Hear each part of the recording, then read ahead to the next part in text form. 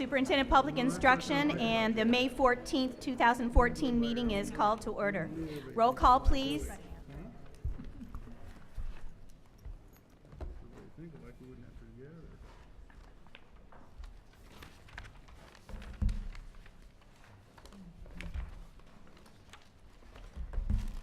Roll call, please.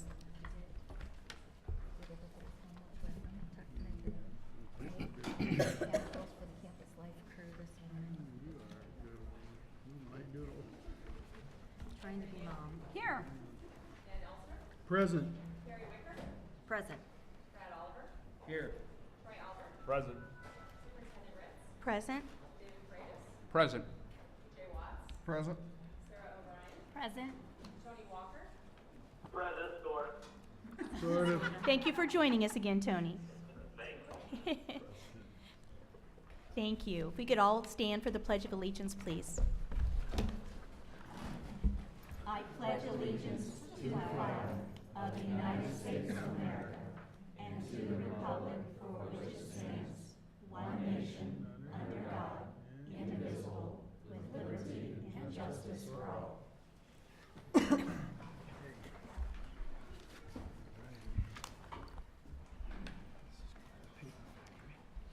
First item is the approval of the agenda. Do we have any changes?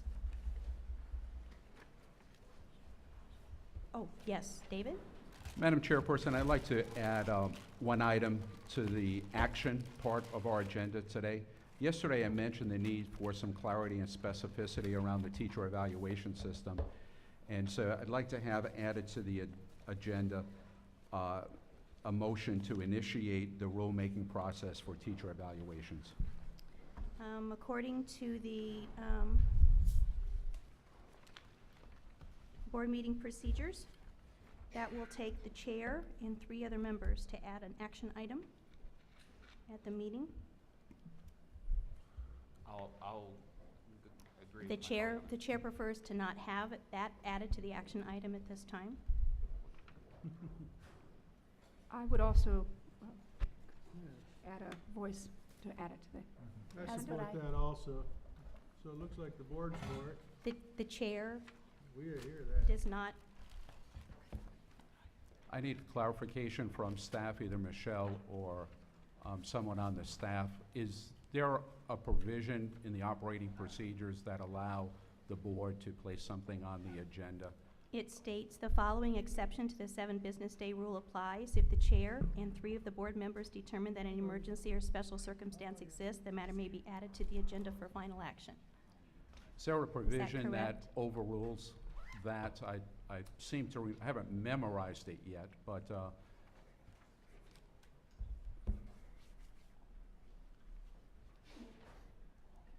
No, Superintendent Ritz is accurate. Right now, in order to add an item on the agenda, after the 7-day deadline, it requires 3 members in addition to the chair. Can we add it for next meeting? Yeah. Yes, so noted for the next meeting. right. Thank you.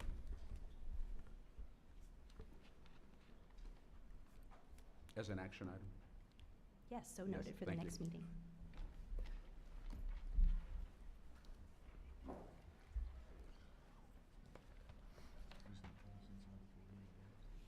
Do I have a motion to approve the agenda?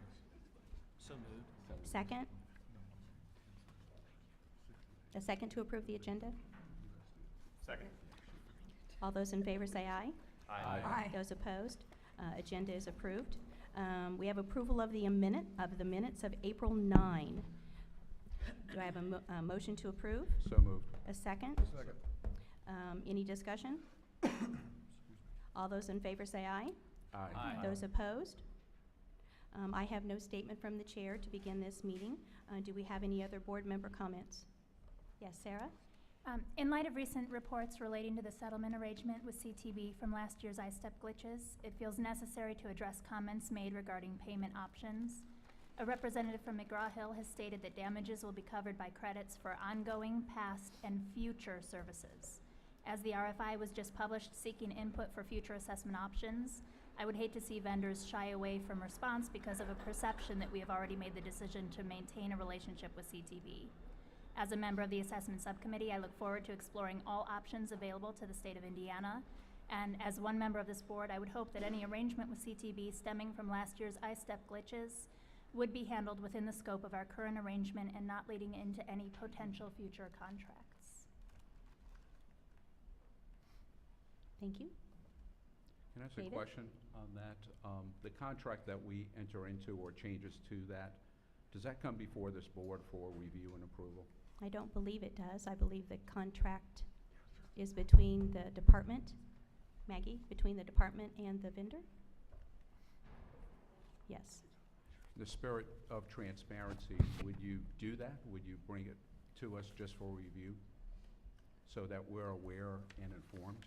Although you don't have to do it legally, would you be able to do that so that we're aware of what's going on with that, since it is a huge issue? Well, I will certainly take the comments into consideration, and I'll speak with legal counsel and see what we can bring to you.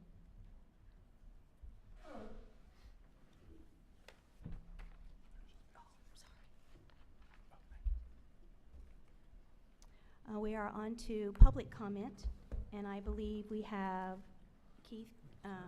These items are all concerning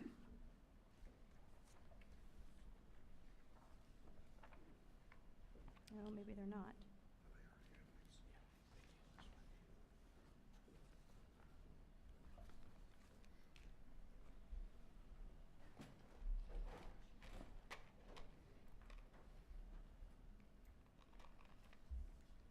I think I'll go ahead and call Joan McCormick.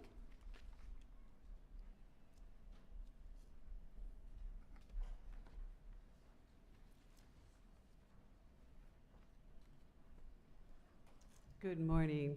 Good morning. My name is Joan McCormick. I'm from ICASE, the Council for Special Education Administrators. And I appreciate the few minutes today. I do have my notes in print for the board if you wish to have a copy. Today, we are here representing our ICASE membership and and all our partners in education, superintendents, Principal Association, et cetera, on IMAS. And I will apologize ahead of time. Some of you will know the information that I'm already providing to you about IMAS, but I felt I should go over some of it just so we all have the same information. IMAS is a modified assessment standards test and is given to students from grades 3 to 8. A percentage of students with disabilities are identified annually at their case conference to take IMAS rather than I-STEP. These students are participating in the general education curriculum, and we believe that that's very important for people to understand. And they are there to achieve and earn and expected to earn a diploma. Indiana schools is no longer allowed to use IMAS as it's considered a modified assessment, which is not allowable under No Child Left Behind. This is the last year for the IMAS to be children to participate in IMAS in Indiana. We will continue to have the 1% of the students with severe disabilities participate in I-STAR. And I-STAR is an alternative assessment, not a modified, and is given to students with severe disabilities. However, I-STAR will also be going away, and there is a new assessment being developed that will probably be a different conversation for a different day. There are some concerns, but we are trying to work very closely, and DOE is certainly working closely with ICASE members. The concerning part of this is there are 16,770 students who participated in IMAS this year. That is up from 2009 when it began, from 6,111 students. So the increase is concerning for many, many reasons, but that's not why we're here today. We know that there is no choice. It is to be eliminated, and Becky Bowman has done an outstanding job of talking to members of of ICASE and other associations about IMAS going away. So it's not like it's a surprise. However, we have to remember that IMAS is counted for participation in your growth model. It is also 2% taking IMAS can be considered passing with IPASS or not passing. Once they hit their 2% of participation in a school or a district, then it becomes a non-passing, but they still receive the participation. The important piece for us is that it does not count at all for your growth model. So our lowest 25% and the highest 25% may increase or decrease on the IMAS, and it is nowhere to really be seen in your growth model. There's no appreciation either way. So we have several concerns. One concern is certainly that people begin to prepare for next year. That these students, there are some students who have never taken ISTEP, so they've never had the written portion ISTEP requires, and they've been taking IMAS. They have never ever taken it. Now some schools, we spoke earlier, have been wise enough to give both tests, counting the IMAS, but have them at least practice the ISTEP.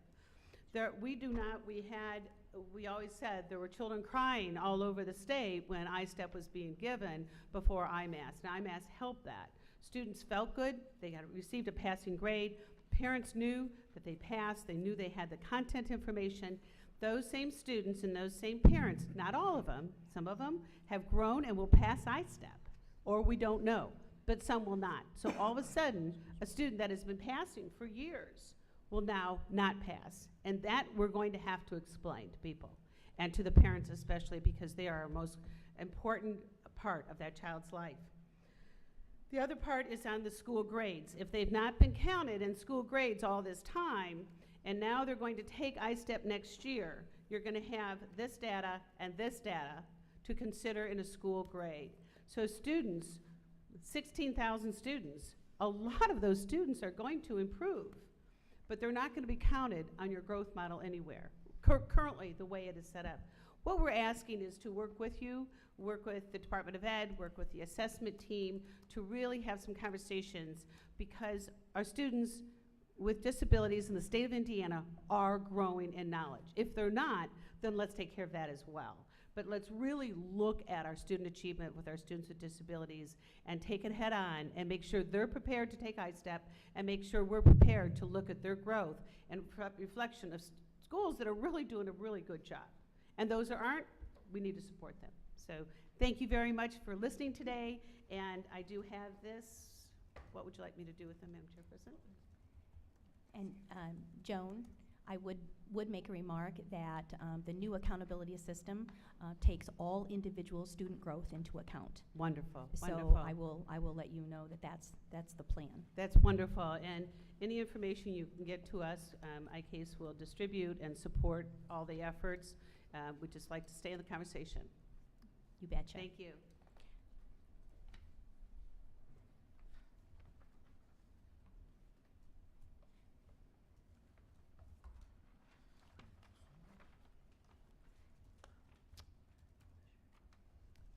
The other two items I think we'll take at the appropriate time in the agenda. We have the consent agenda before us. Do I have a motion to approve the, I guess we need to actually have Melissa Ombre come up. I don't need a presentation. You guys got all the memos from Melissa Ombre and my department, correct? Okay. So do I have a motion to approve the consent agenda? So moved. A second? Second. Any discussion? Excuse me, I always forget that. Those in roll call, please. Yes. Yes. Yes. Yes. Yes. Yes. Yes. And Tony here. Tony, you there? It's on like a 30-second delay. So Yeah, sorry, I had to mute on approve. Yes. yes, Yes. from having done it one time. All right. Our first item of action is to review and give direction to our staff regarding language development for adjunct and language in REPA 3 and superintendent license requirements in REPA 3. And we have two people to speak to that topic.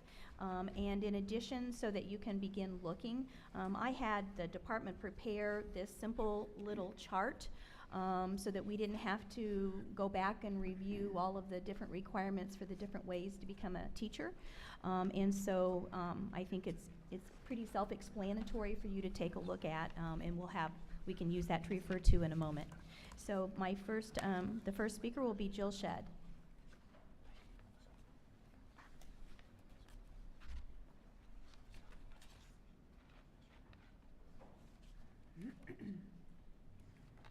Good morning. It's very nice to see each of you. I feel like I'm here a lot. I am Jill Shedd, Executive Secretary for the Indiana Association for Colleges and Teacher Education, and I'm here as you begin your discussion again about REPA 3 and again about the adjunct permit to speak to that. To remind you that there are currently 3 alternative types of teaching permits available: the emergency permit, the advanced degree permit, and the transition to teaching permit. And given these options, along with the number of teachers that are currently prepared and licensed in this state annually, there's no evidence of the need for this new permit. And furthermore, the criteria initially proposed for this unnecessary adjunct permit represent lower standards for children's teachers. Specifically, the criteria of only a bachelor's degree in a related content field and a 3.0 GPA, and passing only the respective content licensing test, not speaking to the current pedagogy test required of all others. These candidates are not required to have any preparation similar to the requirements of candidates for an initial teacher license, or in fact 2 of the existing permits that I've mentioned above, upon receiving this adjunct permit. These candidates are not required to be prepared ahead of time in the areas of literacy, differentiation of instruction and instructional methods, classroom and behavioral management, including legal rights and responsibilities of the teacher and students, curriculum development, lesson planning, assessment strategies, using data to inform instruction, the psychology of child development, including the development of exceptional needs students, and competence in multicultural awareness and technology as an aid to education. So given the increased importance of students' annual academic growth, which you all talk about a lot, as we all do, it is imperative that each and every teacher recognize the needs of students, how to assess their understanding, and design instruction accordingly. Furthermore, given the goals of students being college and career ready, it is imperative that teachers are able to nurture students' deep understanding of academic content and to foster students' ability to problem solve, to approach new situations in a variety of ways, to be creative. Only having a 3.0 GPA in any degree does not ensure the depth of knowledge, skills, and understandings required of a teacher. Only a GPA minimum standard lowers the standards for teachers at a time that the standards are being raised for students. So I do encourage you, given the current options that we have in our state, to license alternative, those who have a passion for teaching, that you not add to this and then lower the standards for all of our children's teachers, and in fact lower the value of the current licensed teachers that we have in our state. Thank you very much. Thank you. Keith Gamble on the same topic.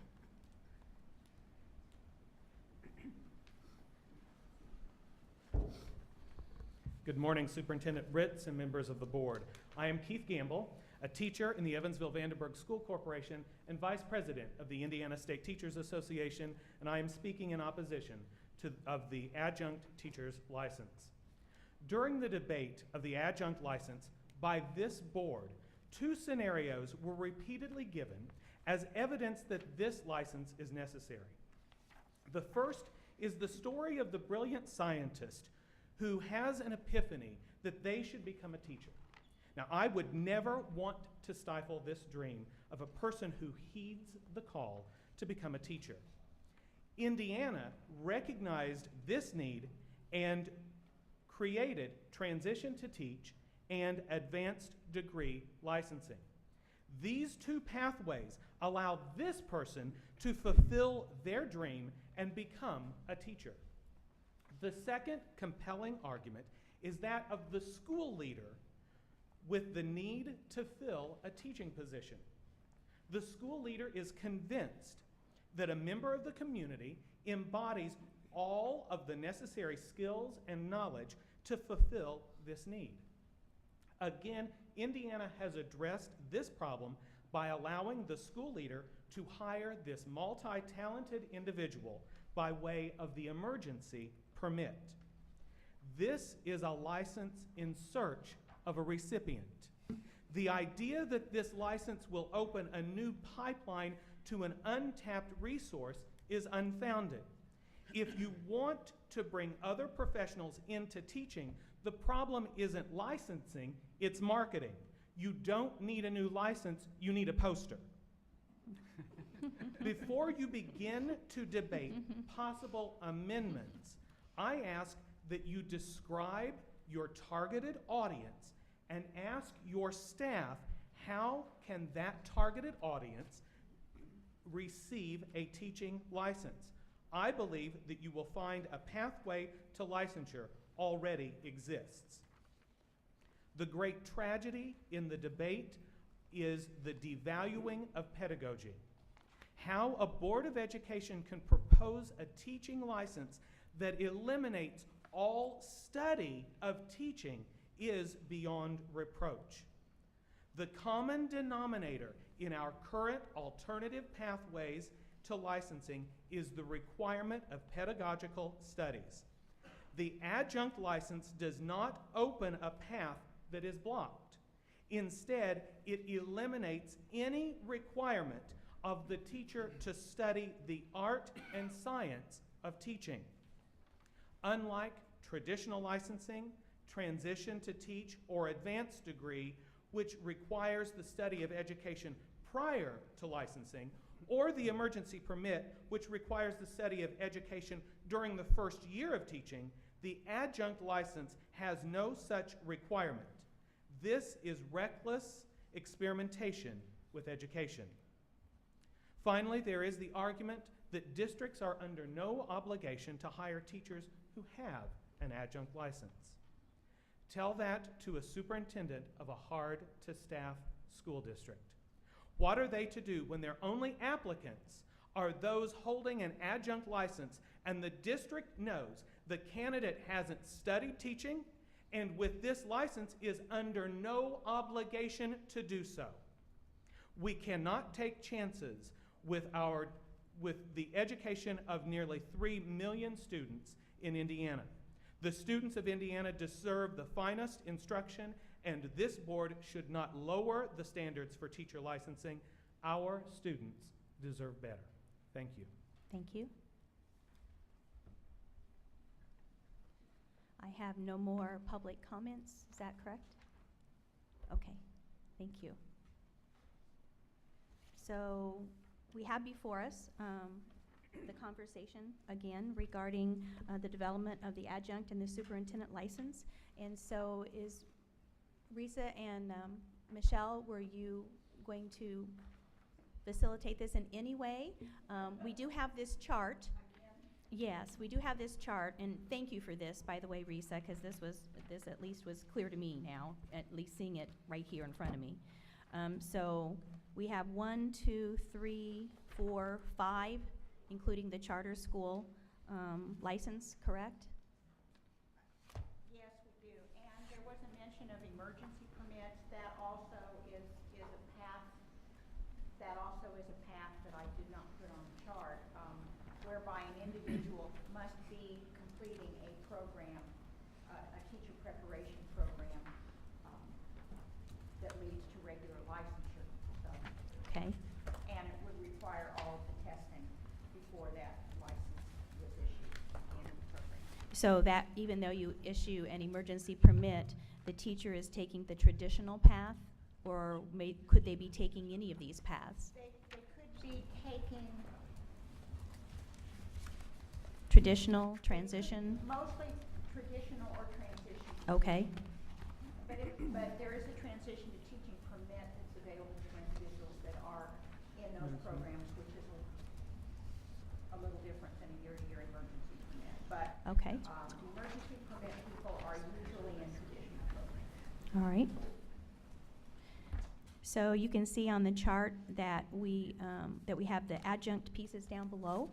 And there was the original language, and then there was an attempt to do some language. And so you can see the aspects of them right there for your review. Is there any more? Can our experts here help us in any way, or do we just make a motion? I have a question. Andrea? You may have just explained this, but I was perhaps not attentive enough. What is before us, the prior adjunct permit language or the modifications? Or What's it's up to before us? us? What's before us really is three options, as I see it. To strike it and not entertain it in REPA 3, to entertain it as it was originally published in REPA 3 and given to us. And you can see the components of that. And there was an attempt to rewrite it in some way.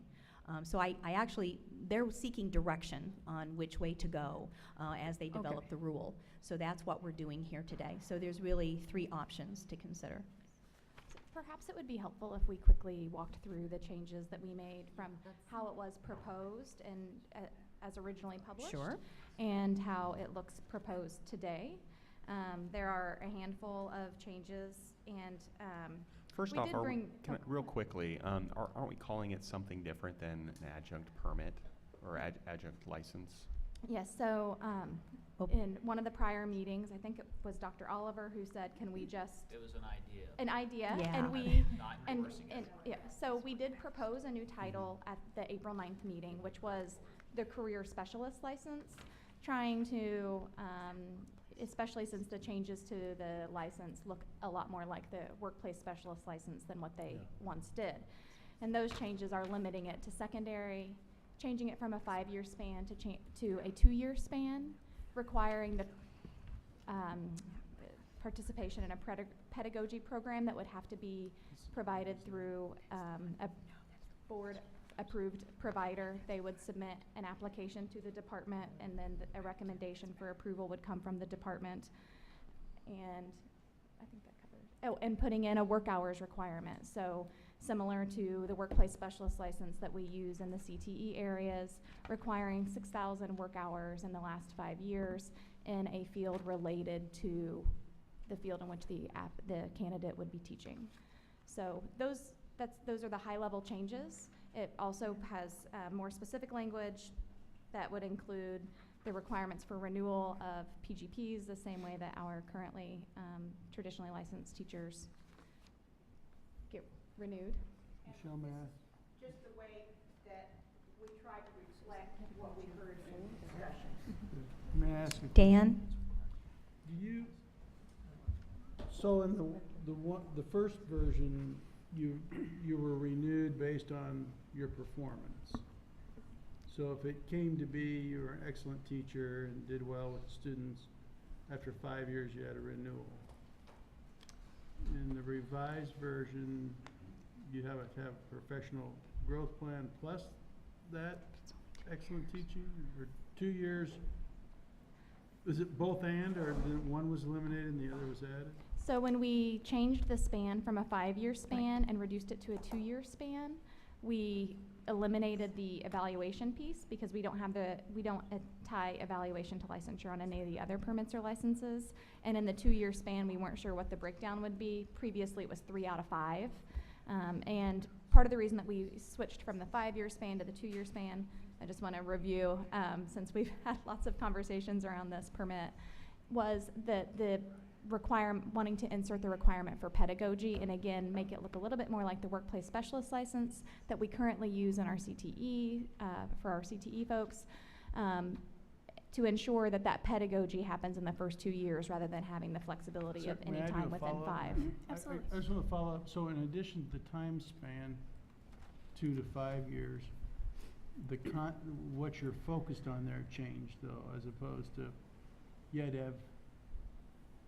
to have teacher evaluations that showed you could deal well with students to get renewal, and there's 5 years, so there's 2. And the only thing I would ask a question of, in most situations, I would hope, everybody has a professional development plan. It's really the outcomes with students and the teacher evaluation that I was kind of focused on. So in the second scenario, it's 2 years. But that's there now. The evaluation process is there now. It's in all of the renewal processes, so it's not a change. So that would stay with that. It doesn't eliminate it. It just eliminates the tie. So under the original, It eliminates the tie. under the way that REPA 3 was originally published, it was the 5-year span, and in order to renew, an individual had to have 3 out of 5 effective or highly effective evaluations. And that's there anyway. And So that now doesn't go that away. has been eliminated They have as to they, show it in. Right. You have to show it. as we right away. narrowed it to 2. I see. As Mr. Albert described, all certificated employees in Thanks for Indiana have to clarifying. now be evaluated. It just eliminates the tie between the result of the evaluation to the ability to renew the permit. Sarah? It's renewable after 2 years. Would they be renewing as whatever this is called, or would they be renewing as a traditional? What's the outcome of the 2-year renewal? Do they just continuously stay with this permit, or can it transfer into?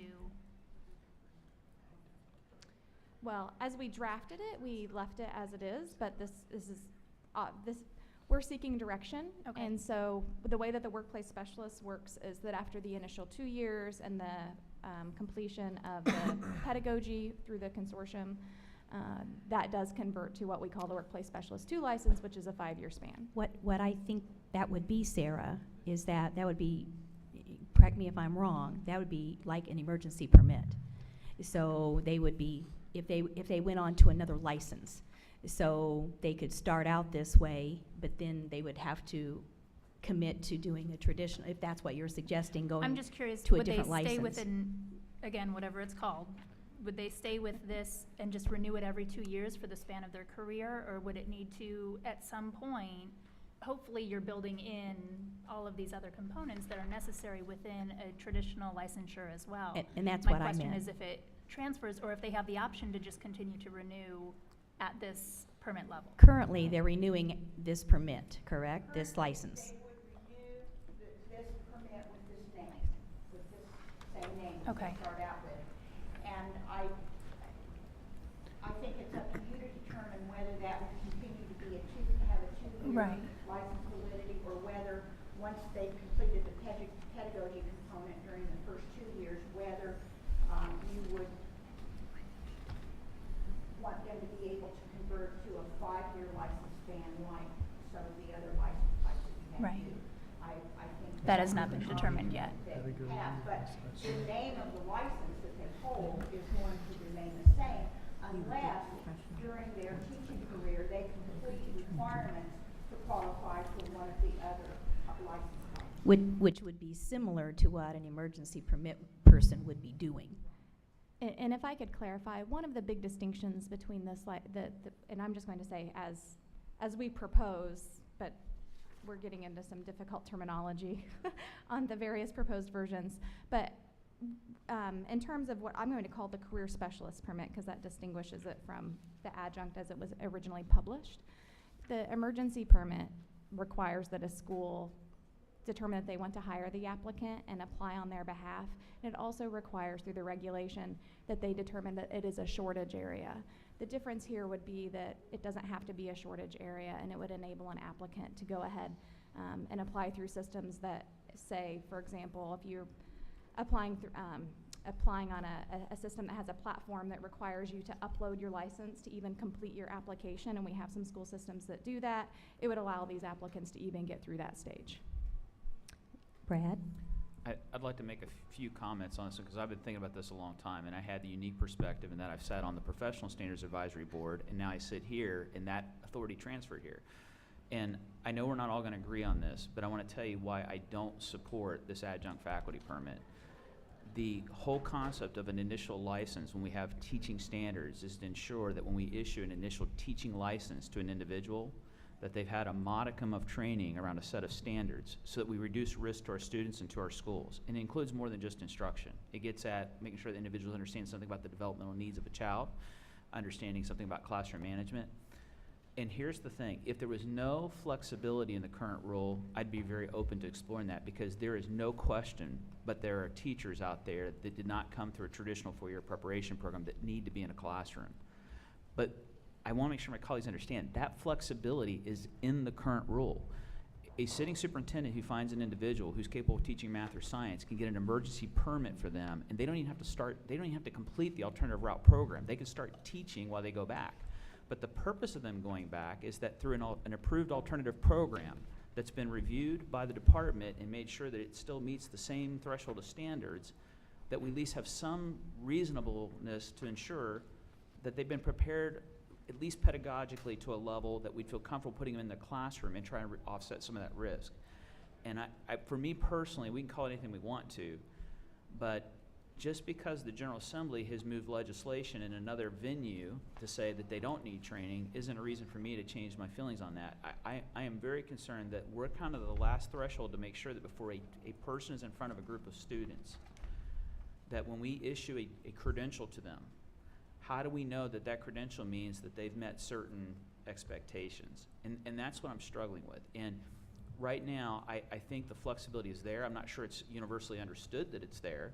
And maybe we could do a better job on communicating out that superintendents and local school districts have the authority to go seek an emergency permit to start a person on that pathway. But to simply say we're going to issue a 2-year renewable license and not have any expectation that they're going to basically receive any kind of level of pedagogy similar to other initial license or certificate holders and then issue them an initial license, I'm not comfortable with that. And for those reasons, I can't support what's here. Andrea?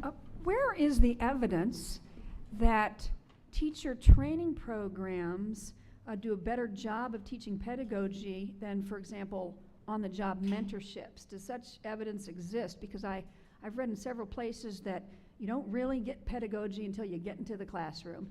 And it seems to me that we could design mentorships on the job that would be far more effective than what goes on at the ed schools where the students are still just exploring the possibility of a teaching career. Do we have studies of that?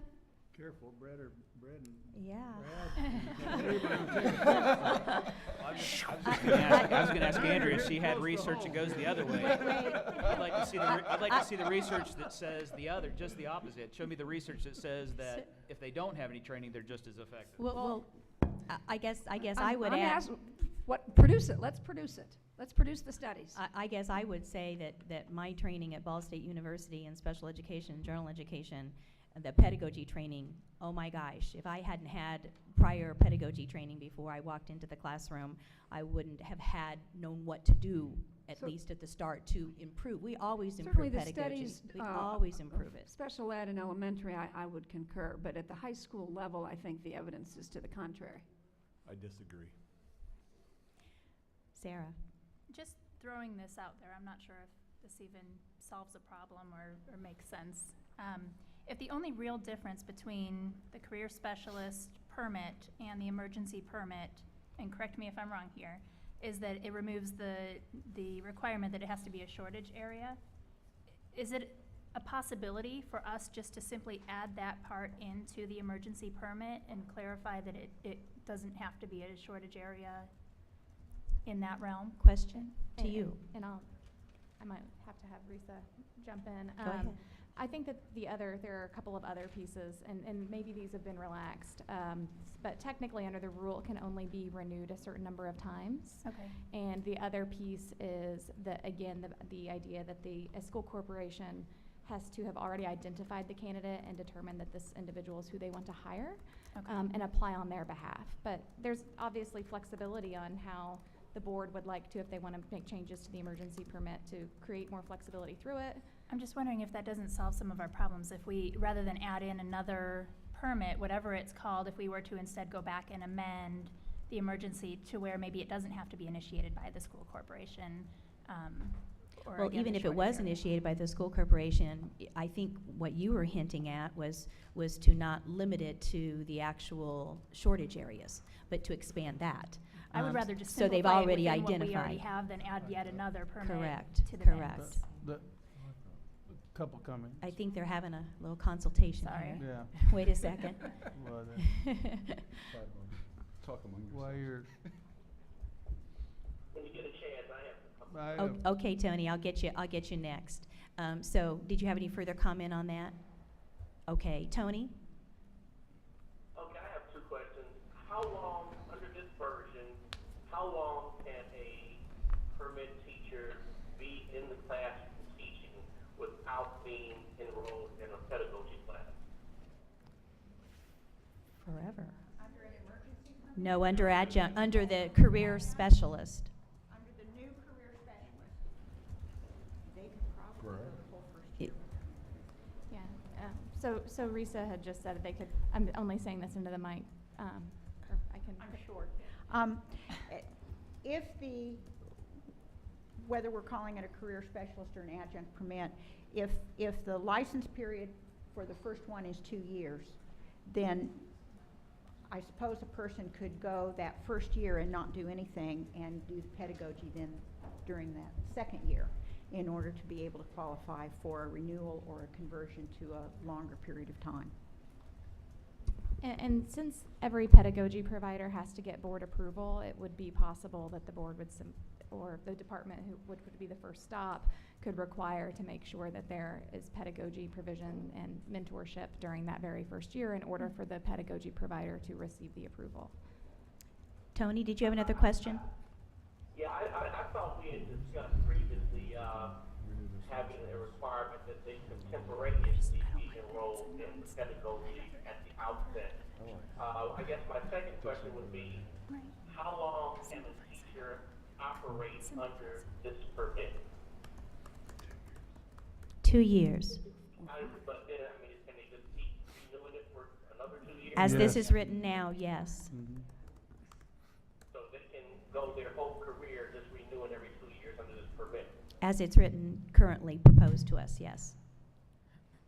Which is, Yeah, just so I don't have to try to put it again, I'm thinking that they should immediately have to be enrolled in a pedagogy class upon getting the job. And I'm also thinking that it should be capped how long you can use this permit without some type of other transition to a regular teaching permit. Thank you. Dan? a couple things need to be, we've given a lot of thought to this as well, and certainly have a lot of students enrolled at my university in teacher prep classes, either graduate level or undergraduate level, and know the value of them.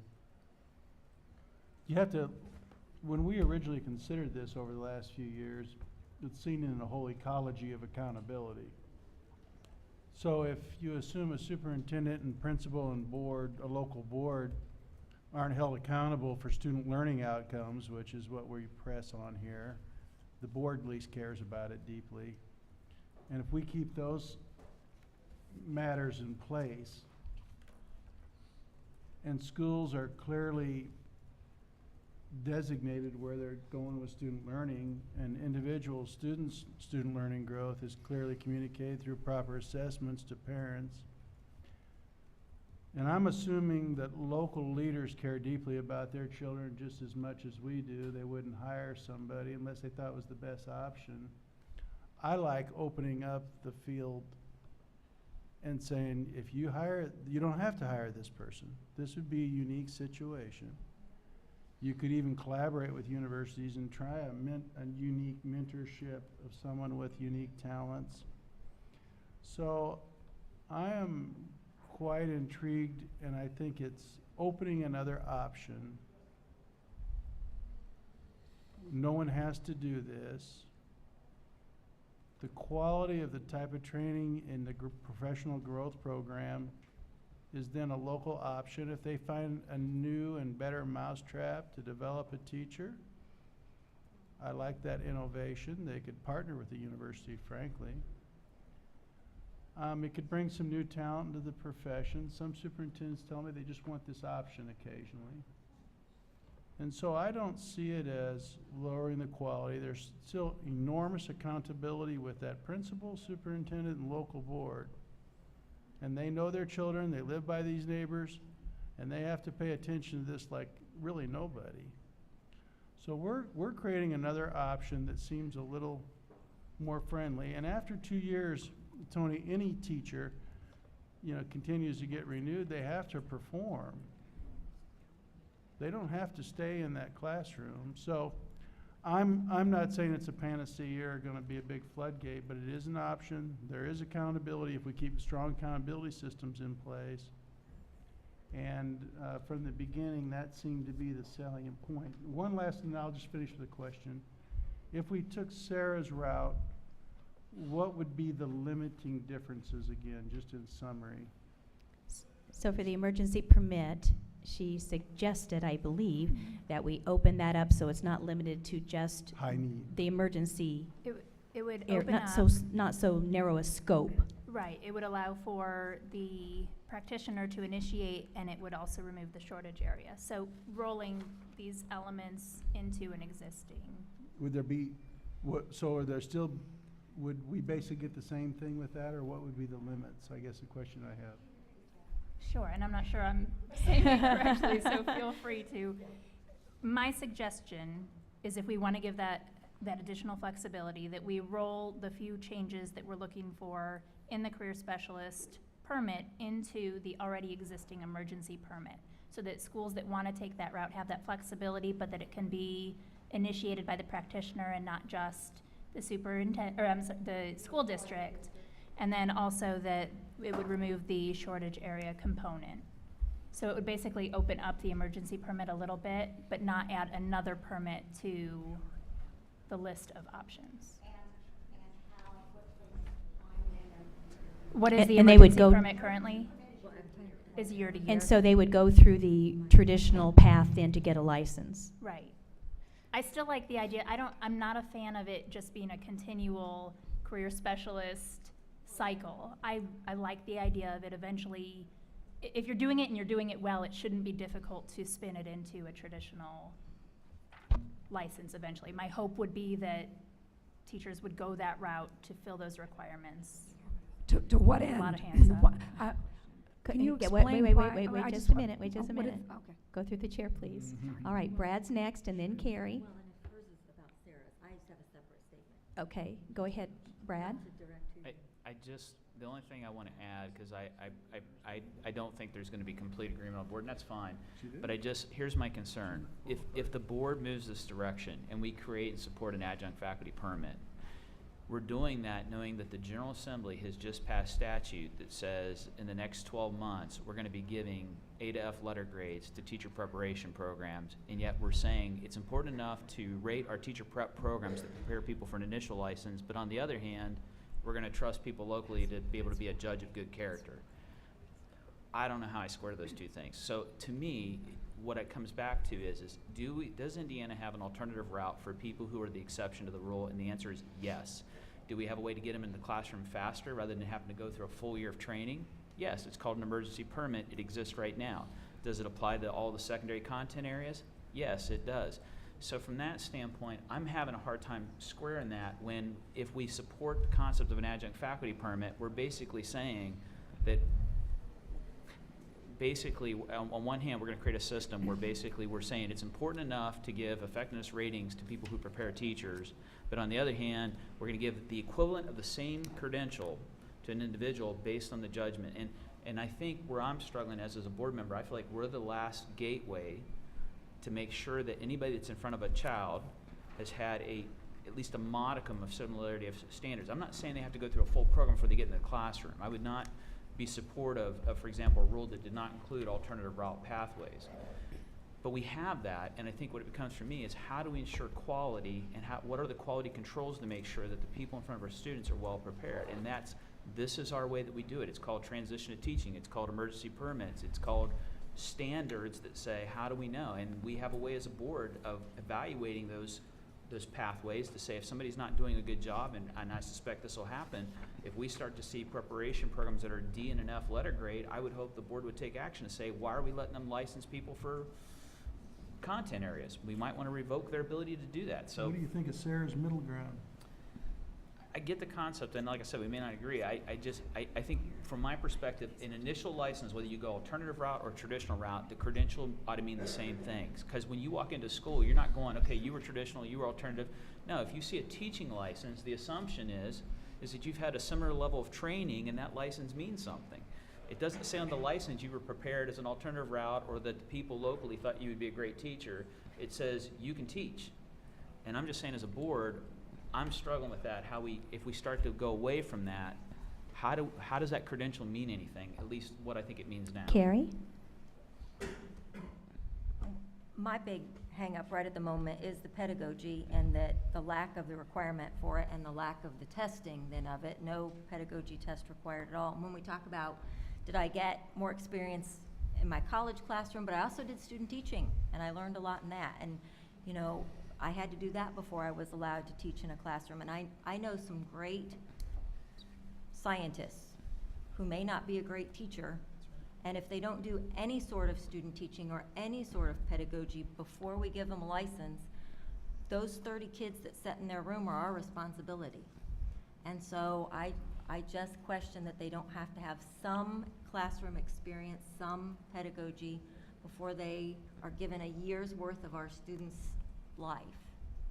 Andrea? Our goal here is to put a highly effective teacher in every classroom. And I personally don't care how we produce them as long as we produce them. It pains me to say this, but my two sons had lots of teachers through their careers from elementary to high school. They were all licensed teachers. Some of them were extremely effective, and some of them were incompetent. So the license to date does not come with certification of highly effectiveness. That's determined in the classroom. This is such a modest proposal. It will only be used by principals who see an exciting way to put a creative, innovative person in the classroom. There's no reason to fear this will lead to the hiring of unqualified educators. We're already holding teachers accountable through the evaluation system. These teachers will be held accountable through the evaluation system. We're holding principals and schools accountable through the A to F system. They'll continue to be held accountable through the A to F system for these choices. The reason the legislature passed the bill requiring the rating of teacher ed programs is because that's one piece of the puzzle that has not been held accountable to date. I don't think they were sending a message that we should not seek innovative, highly effective teachers in the classroom. I recently spoke with someone who was a former supervisor of student teachers at Indiana University. She told me unequivocally the quality of those candidates has declined over her 20 years evaluating them. So we need to do everything we can to get great people into the classroom. This only gives them flexibility. What I would like to see us do is go back to the original language, which in some ways is clearer, cleaner, and more meaningful, and more rigorous, and we can make it even more rigorous. I would like the adjunct permit as originally proposed to be modified so that they're required to have effective or highly effective evaluation ratings 4 out of 5 years, as well as completion of a pedagogy component. That would be that extra element of rigor that I think would satisfy all those who are concerned about unqualified educators being brought in. In fact, we could propose it for 5 years, except I do think we ought to give them 1 year to sort of get up to speed. Even teachers straight out of ed school need that year to get up to speed. So if we want to reform education and bring highly effective teachers into our schools, we should not fear this adjunct permit. We should welcome it, and we should trust principals to be the last gateway. We don't need to be the last gateway in the hiring process. Principals should be. Troy, did you? Yeah, I just have one thing. First of all, I think that the adjunct permit, as it's written today, in either form, we already have in place in all the other permits. So I don't see, the emergency permit allows principals to seek that person. The transition to teaching allows the individual to seek a license. So the adjunct permit is just repetitive, in my opinion. And the thing is, those people that we are talking about and that group that we are talking about already has those avenues in place to receive a teaching license that we have accepted. And so I think going further with this is a mistake. So go ahead, David. I keep hearing that the adjunct permit is the same as other permits, but yet I hear it's different. And so I'm just going to ask for clarification. In what ways, Michelle, is the adjunct permit different than the emergency permit and other permits we currently offer? So that's something that we were just talking about, particularly in light of Mrs. Kind of on your O'Brien's chart. recommended middle ground. So one of there are a handful of differences. One, as we described, is just the ability to get it on the front end rather than the corporation applying on your behalf. The other is whether it's limited to particular shortage areas. Another is the cap on the number of times that it may be renewed. And another is the requirement to complete a traditional pedagogy program during the EP before it converts. What the proposal, and again, I'm just for clarity purposes going to call it the career specialist license. It would require, and the EP requires passage of the content assessment at the back end. This would require passage of the content assessment at the front end before you were able to get in front of the classroom. It would require the 6,000 hours of work experience in a field related to the area in which you would teach. It's limited to secondary, and it requires your pedagogy rather than going through a traditional higher ed provider. It provides a menu of options. So for example, if it were a principal who wanted to say, this is how I will meet the various bullets of the required pedagogy, they would submit that to the department. The department would then make a recommendation to the board whether to approve or not approve. The board would have to provide it, but that pedagogy could come through an alternative provider. Similar, not identical, but similar to what we see with the workplace specialist licenses. Those folks, rather than going through a traditional route, go through a particular consortium who's had advance approval.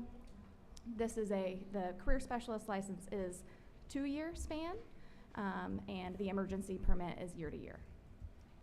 So there are major differences between what's being proposed by Sarah and what is currently offered. In what you're saying, it's not even similar. I don't want to. It is different. I don't want to speak for Troy, but I think what he was saying is the different elements are within different permits. Every person has a right to get a license that wants to teach in the state of Indiana. There is a process to go through, and there is a process currently in place that we are currently using that we get excellent candidates from an emergency license, from a transition to teaching, and from the vocational point of view of career. I think we have it all in place right now. To add this just opens the door to eliminate upper level instruction from colleges and the information that those people get, and it will decrease the amount of knowledge that they have on the content area. And I'm speaking as a secondary principal that I will tell you honestly, that content area is very important, and if you lessen that, you're going to have your students in the state of Indiana have less instruction. Just a follow-up.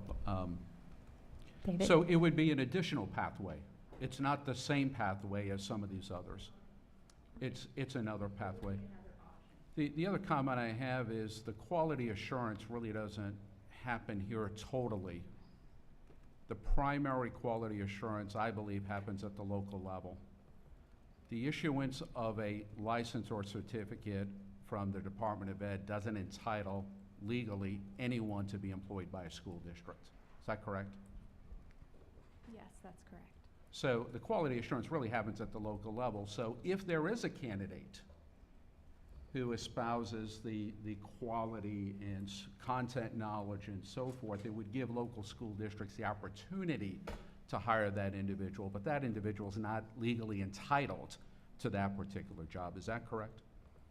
Yes, that's correct. Brad? This will be my final comment. I just want to make sure there's a distinction here, because it is not just, it's not just that it's another alternative pathway to what we already have. It's an unregulated alternative pathway to what we have. That's a key difference. And just 3 quick comments. Number one, when we talk about trusting our principals, I do, for the most part, trust our principals. I think we have great school leaders. But this is the same, we've had conversations here recently about 87% of our teachers in the state being effective or highly effective, and we're saying at the same time, we question them on that, but we're now going to let them make decisions about whether or not to issue an initial teaching license to a teacher. I'm struggling with that. Second, when I look at the testimony, the number of principals beating down our door saying we want this flexibility, I didn't see any. The number of people, was there more than that? Oh, Just 2. Okay, so there's 2. How many education professionals in the state were saying, hey, board, you are the gateway, you are the protectors, you make sure? What was the testimony there? It was overwhelming when you go back and look at the testimony. So I'm just saying, from my perspective, I'm not against, I don't want to be misunderstood, because I do believe we need to get individuals with content specialties into the classroom. But it's not like we don't have a regulated alternative route pathway to let them start teaching tomorrow if they want to go get a permit. All right, I'm going to make a motion. I move to strike the language for adjunct license requirements within REPA 3 and not proceed with that. Having said that, that doesn't mean we couldn't do something like Sarah proposes. So I make a motion. Do I have a second? Second. Could you any more repeat the discussion? motion just for clarity purposes? I move to not move to strike the language that's been proposed in REPA 3 regarding adjunct license requirements. Did I say that correctly, Michelle? Yes. Okay. Is that to strike it permanently or to send it back for a new version? No, that in REPA 3 we would not deal with adjunct. That's not to say that we might not go back and put something in emergency permits, as Sarah's talking about. We would not So lose the current. the vote yes on this is gone out of REPA 3 permit. Yeah, we're really voting to not move forward with adjunct language. That was my motion. And the vote no would be to have further consideration. Correct. And then yes. May I ask a question? Yes, you may, Sarah. If I were to consider making a motion regarding melding the two together and changing the flexibility, would that be a part of this motion, or would that be a separate motion upon completion of this motion? Depends if Well, superintendent thinks it's friendly. unless I want to take that as a friendly amendment that's what to I'm- look at I would like emergency. to propose a friendly amendment to adjust the emergency permit to include elements of the current career specialist language. Why don't we just do an up or down, and then we can proceed with your motion? Let's have some clarity here. Wait. So you're asking me to put an amendment, a friendly amendment, that would eliminate the adjunct permit Yes.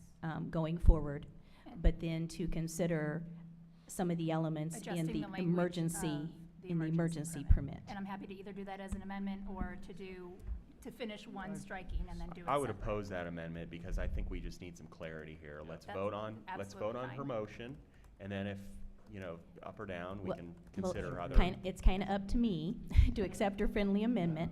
Well, we can vote on that amendment.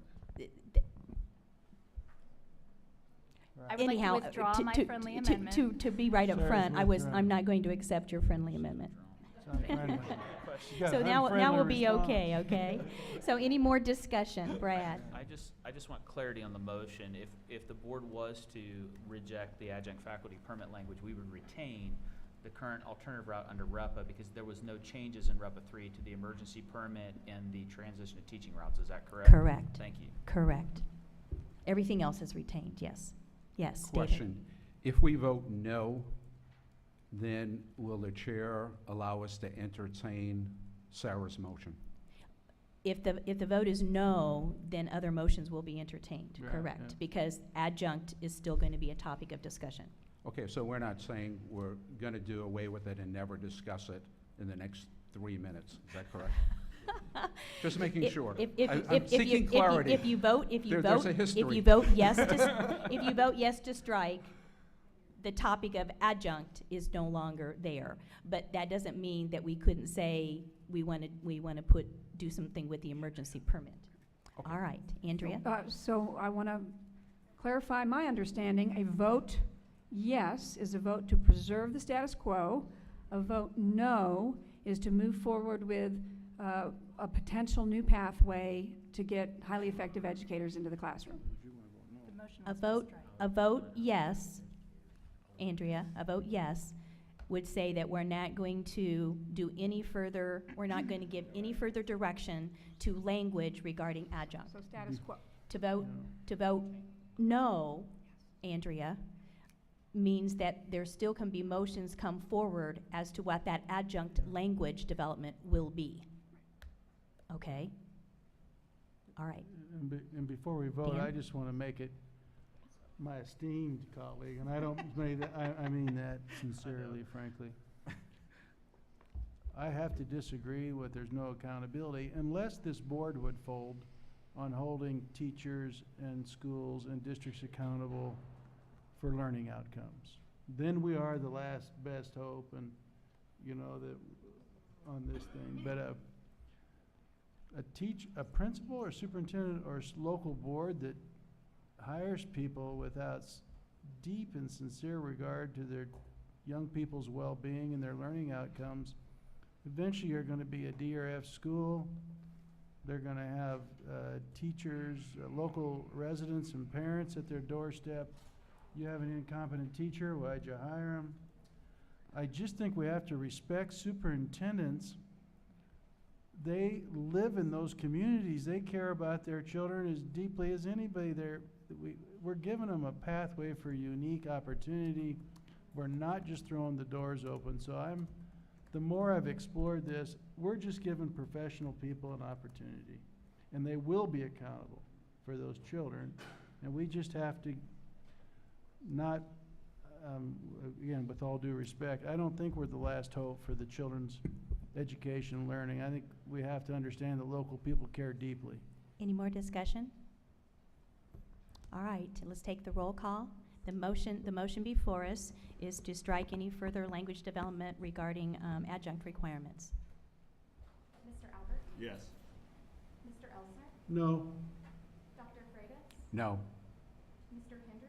No. Ms. Neal? No. Mrs. O'Brien? Yes. Dr. Oliver? Yes. Mr. Walker? No. Mr. Watts? No. Mrs. Wicker? Yes. Superintendent Ritz? Yes.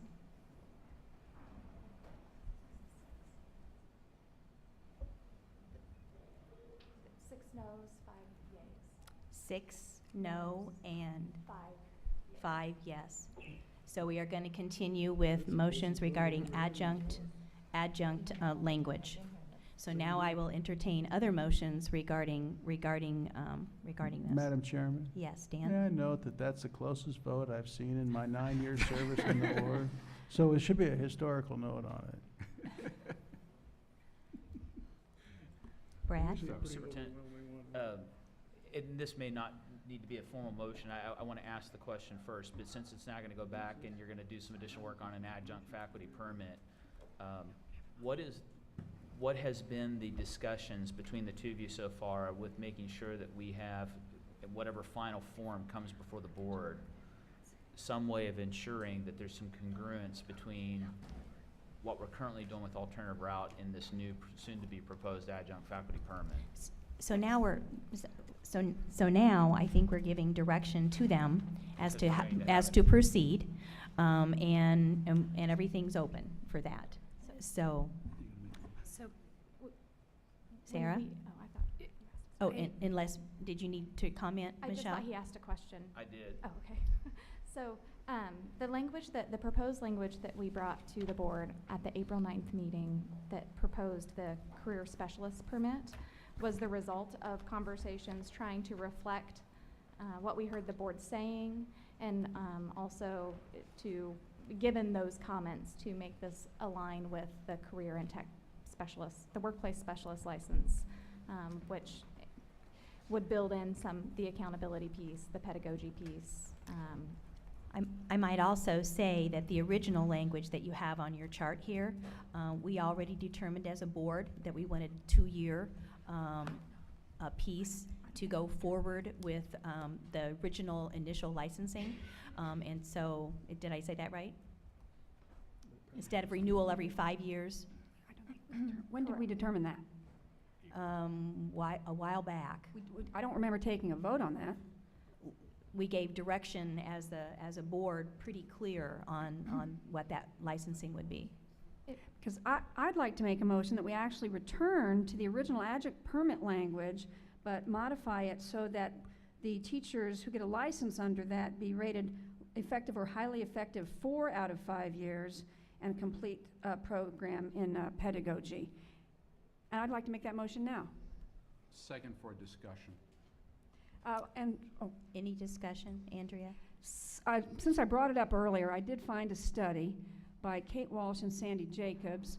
Alternative certification isn't alternative, and it does refer to studies that show intensive mentoring by an experienced teacher or administrator are as effective or more effective than going through an alternative teacher preparation program. I just thought that was worth pointing out.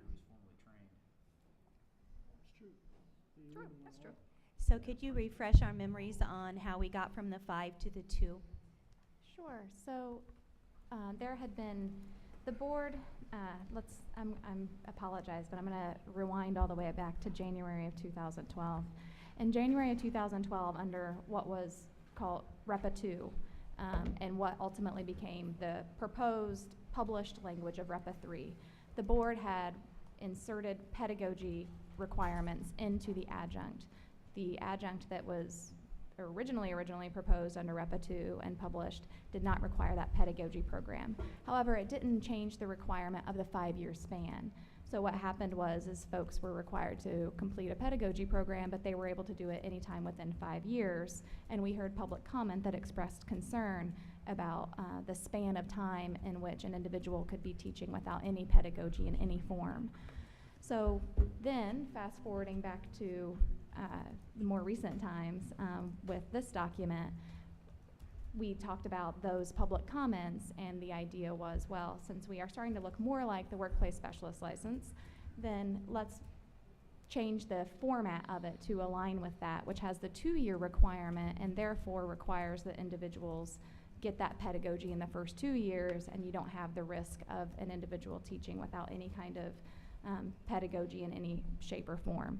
We didn't take a formal vote, but based on the comments of the board members, we thought that there was general consensus. And again, that's what this document illustrates, is what we thought we heard the board saying, that if this license were to move forward, that this, or pardon me, permit were to move forward, that these were the sorts of elements that we thought we heard the majority of the board wanting. In fact, several things were added. So as you can see on your chart, you know, all the work experience was added.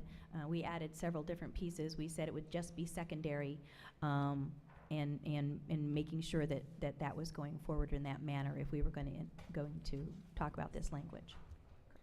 Okay. I appreciate, Carrie? I mean, I feel like you have tried to listen to 11 people who all have 11 opinions, and, you know, and then the public comment, and I feel like you are, you know, I appreciate that. It's moving closer.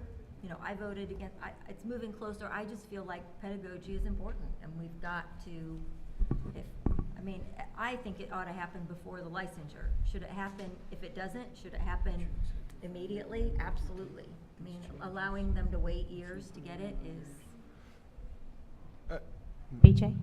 Tony, correct me if I'm wrong here, but I believe that was what Tony suggested also, is that the pedagogy starts initially with the issuance of the license. And is that right, Tony? I don't want to speak for you. That's absolutely true, and quite frankly, that's the only thing I've ever done vote for. I've only ever voted for if have pedagogy starting immediately with hiring. So that And would, I agree with that. So now I'm going to go back to Sarah's idea.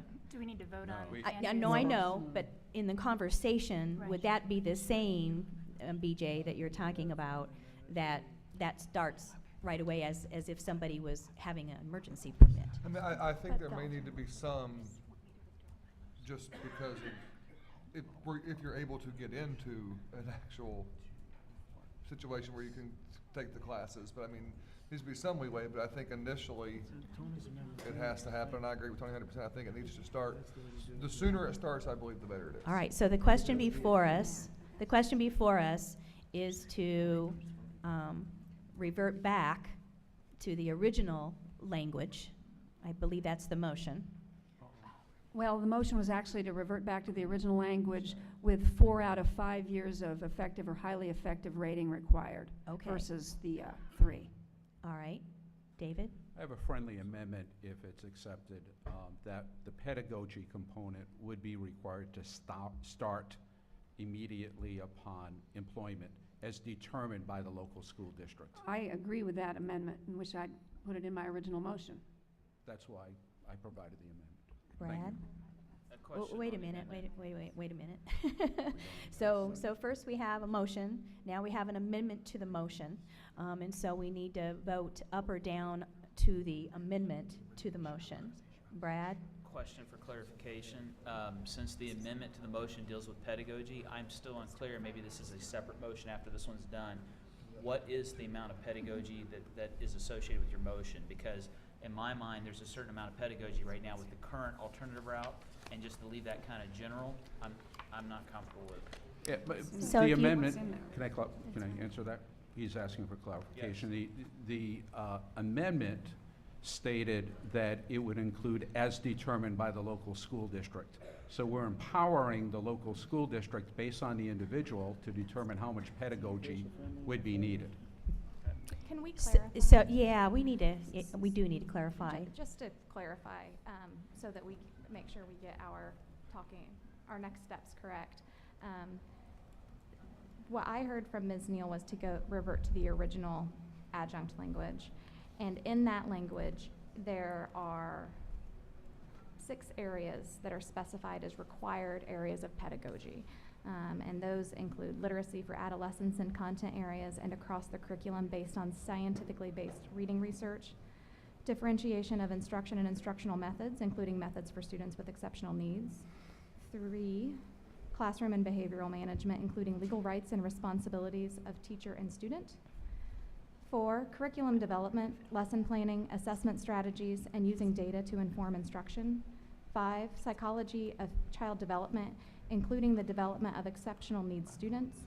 And 6, competence in multicultural awareness and technology as an aid to education. Those are specified in both the original adjunct as well as the career specialist. The flexibility is that those may be provided through an alternative route rather than the traditional higher ed. So if it's the Principals Association decides that they're going to create, or a particular principal wants to apply through the department and say, this is how we're going to do pedagogy for these folks. And what we could do, if the concern is making sure it starts immediately, is that that plan would need to explain what would happen in month 1. And so that's the distinction. So it doesn't have the local flexibility about deciding what the content of pedagogy is. It specifies at least the floor. Obviously, it could go beyond that. Right. That's Okay. my point. It could go beyond it Mhm. if a district deems that appropriate. Superintendent? Yes, Gordon?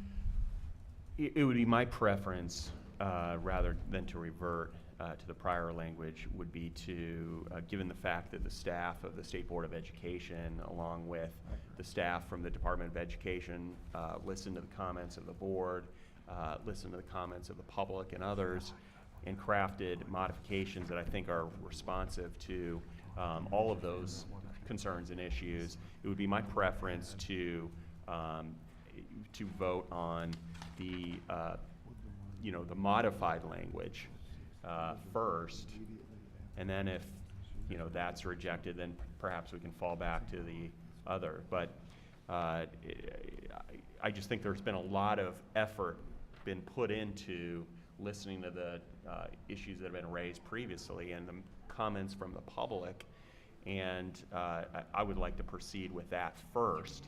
Well, we already have a motion on the table. I'm just So, and expressing we my have an opinion. amendment that with the comments, I'm not sure is even necessary now, David. So, Can I just- as she responded to you.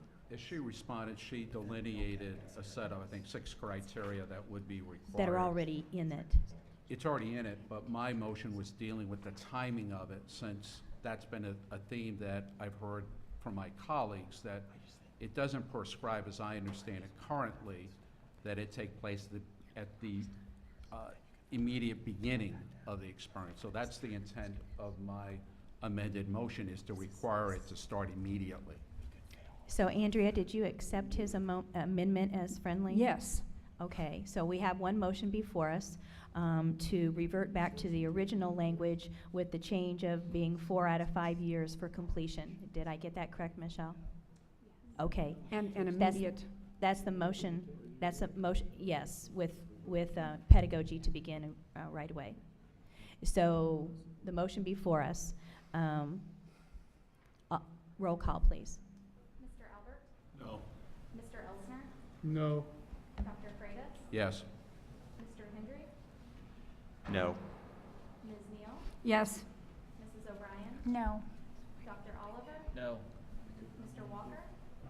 No. Mr. Watts? No. Mrs. Wicker? No. Superintendent Ritz? No. 9 noes and 2 9 no and 2 yes. I'd like to make a motion to. There's already a motion on the floor, isn't there? We just did We it. just voted That was on the it. amendment. No, she accepted it as a friendly amendment, so we combined them. Thank you. Gordon? My motion would be to vote on the language as modified by staff, and I would also include Mr. Walker's amendment as well to that language. So just to clarify, that would require that as providers apply for approval through the department and the board, that any pedagogy programs that would receive approval would ensure that, would include in their plan some immediate pedagogy in month 1. Yes. Okay. And the pedagogy,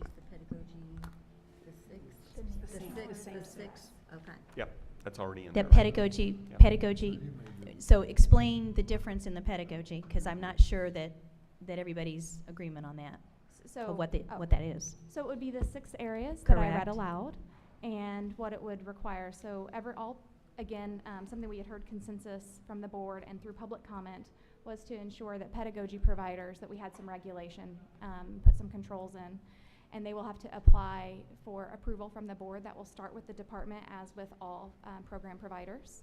And basically, we would, whether it be through guidance or in the rule, tell them that one of the criteria for approval would be that the pedagogy would begin immediately, and the plan would need to include pedagogy in month 1. Question, Andrea? So can an experienced teacher or administrator be the pedagogy provider? Yes. If the plan, Submitted by the district that's how they were going to deliver it, and we had reviewed it and you had approved it. That requires board approval. yes. Say that again? So- Because Carrie, you made a comment, you want to make your comment aloud? My question was, but if a principal says, here's my plan, that requires board approval. Correct.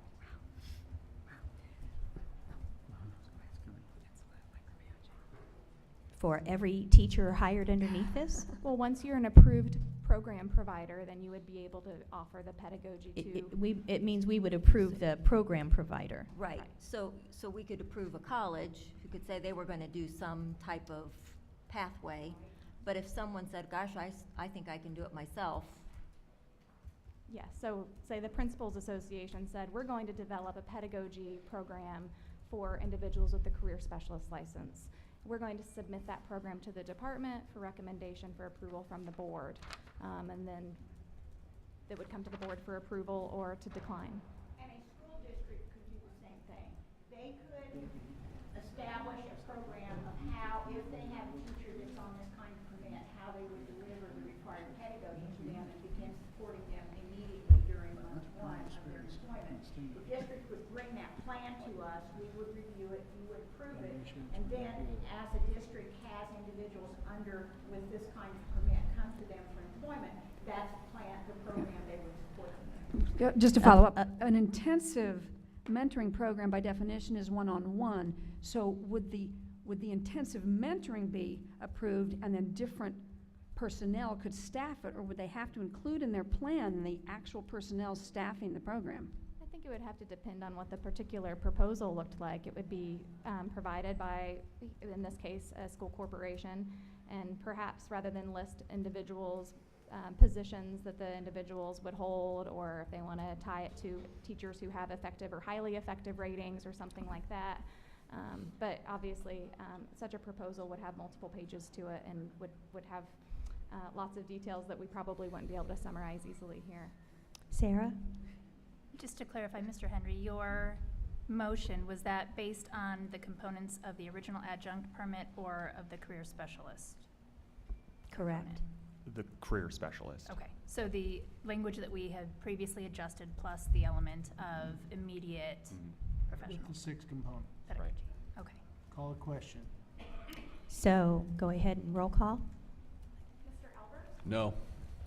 Mr. Elson? Yes. Dr. Freitas? Yes. Mr. Hendry? Yes. Ms. Neal? Yes. Mrs. O'Brien? Yes. Dr. Oliver? No. Mr. Walker? Yes. Mr. Watts? Yes.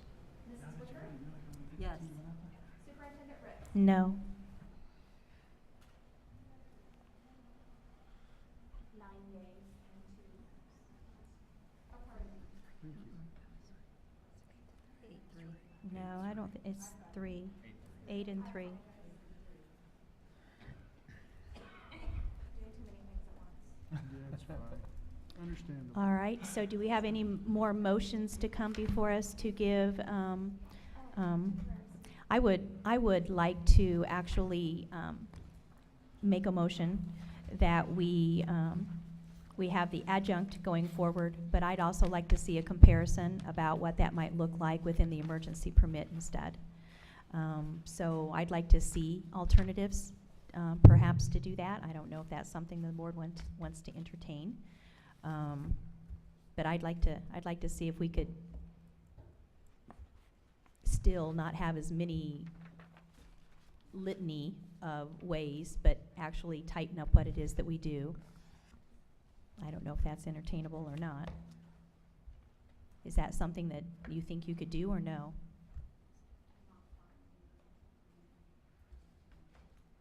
So this would be modifying the emergency permit? Correct. And To include components of what we have here.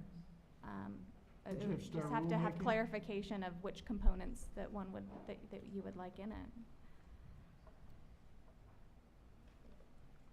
I don't suppose I've seen it yet, so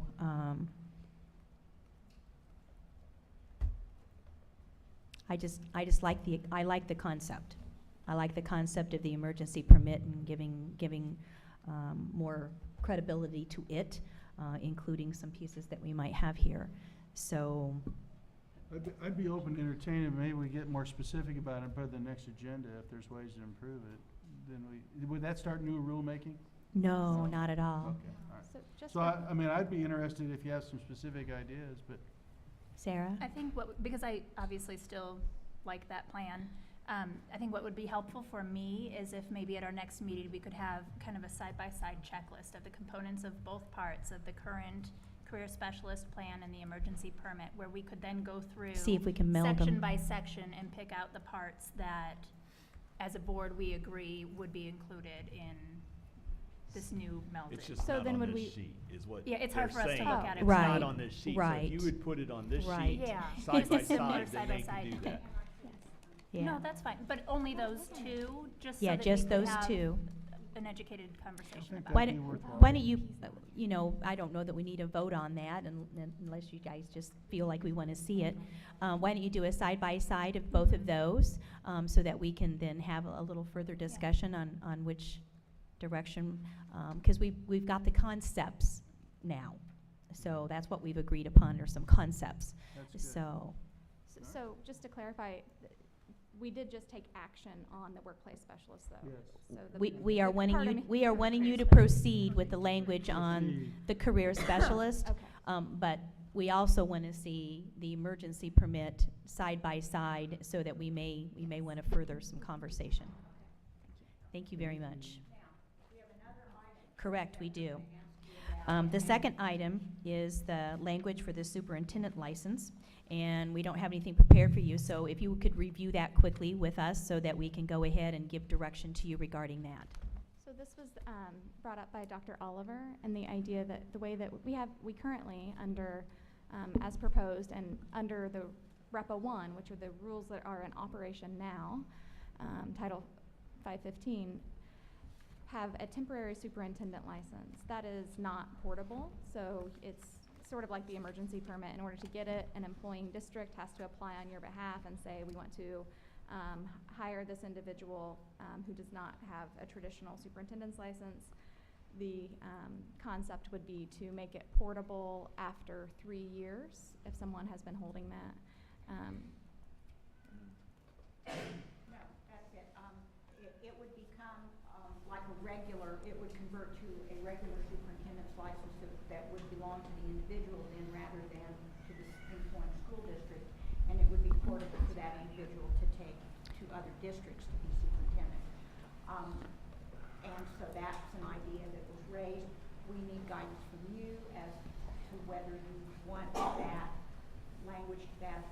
included in the final version of the. So currently, what happens?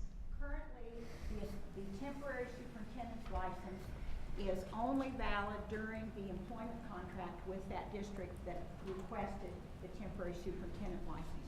When that employment contract ends, then the temporary superintendent license expires. Now, an individual could be hired on a temporary superintendent's license in Sure. another district, Sure. but they're really, it's coterminous with the employment contract. And they would have that on their resume, and they would be able to market themselves as such currently. So, any comment on that before we take a vote? Yes. I have a couple of questions. The first is there a provision in there relating to being a successful superintendent during that 3-year period in order for it to continue? Is there any qualifier in there, or is it just living and breathing service? Well, you understand there isn't any language to that effect yet. This is an idea that was raised by Dr. Oliver, and we need to know whether you want to go forward and have it included. If you do, you can include that. I think that Dr. Oliver talked about 3 years of successful experience as a superintendent, but. Right, I mean, so the waiver already, if I could speak that real quick, the waiver already exists. So the problem is now you have somebody on that waiver for 5, 6, 7 years, and because of career advancement or they want to move to another district, that district, unless that person went back and got a superintendent's license, would have to actually go through the process of having another board reapply for another temporary waiver because they're not transferable. So my only question was here is an adjustment. If they've already done 3 successful years, meaning they're effective, highly effective in that role as a superintendent, and having served in central office, if after 3 years you don't understand how to be a superintendent, I think at that point it's reasonable that person should be allowed to convert it to a superintendent's license so that they can continue to move within the state and continue to provide that leadership. And by the way, there is a definition of a successful superintendent. More of the board supports you than don't. Right, and I mean, you gotta count votes, so you gotta do. And I'll be honest, and I've served at every level, some of you else have as well. When you get to the superintendent's level, it's about leadership even more so than it is about teaching. It's not to say you shouldn't understand about classroom instruction, but the reality is a sitting superintendent is dealing more with leadership and a whole lot of other aspects of the job that are very different than a classroom teacher. So I agree with the waiver concept, but I'm just simply saying after 3 years, surely we could agree that this person is eligible for a license. So really the motion is, are we going to expand upon The waiver. the motion that's already, the current language? That would be true, and I guess if you decide to go in that direction, then would you expect that in that individual converting that temporary superintendent's license to a regular superintendent's license, would that individual be subject to passing the superintendent's licensure test in order to convert Brad? to the regular license? Brad? Yes, sorry. So, and as the chair, I would prefer that all our comments are public. So the question to you, Brad. The question is, if the individual after 3 years on the temporary superintendent's license is able to convert to a regular superintendent's license, would that person be subject to the superintendent's licensure exam as other individuals are who obtain a regular superintendent's license? That's a great question. I hadn't envisioned that because the current waiver does not require them to pass the superintendent's licensure exam. It's a temporary waiver, so that would be. But the license is not portable either. The license is not portable either, so that's a question that we would need to talk about. You want an opinion? I think it would be reasonable. I mean, the SLOA, and it'll soon be the Pearson exam, basically is a situational exam. I would think a sitting superintendent could pass it. So if we wanted to have that as a modicum of a trigger that you take the SLA and you have at least 3 years experience and then you can convert it, I think that makes a lot of sense. Carrie? So, sorry, my question is, if you can move to a different district and they can get an emergency license, when we talk about pathways, we were talking about pathways with teaching, that's a pathway. How hard is it to get an emergency license? If the school board puts in a request, that application can be processed in a day. So then my next question is then why do we need to waive that? Why do they need to take it with them if the corporation they're moving to takes one day to fill out, if they want them badly enough, they can fill out a form for a day and get it.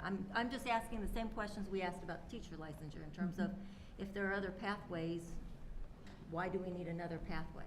Are you asking us that question? This was Dr. Oliver's idea. And so that's why I was asking him, and so I just wanted to make sure. I- She was you're doing it in looking third at- person I to be was polite. trying to say Yeah, to him, like, why do and you we want wanna this? hear it too.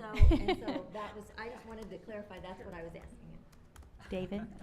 There are superintendent programs, preparation programs in the state offered by colleges and universities that include a number of courses to be a school leader. And my question is, with a temporary superintendent's license, is there any requirement that these individuals complete those courses prior to assuming the superintendency?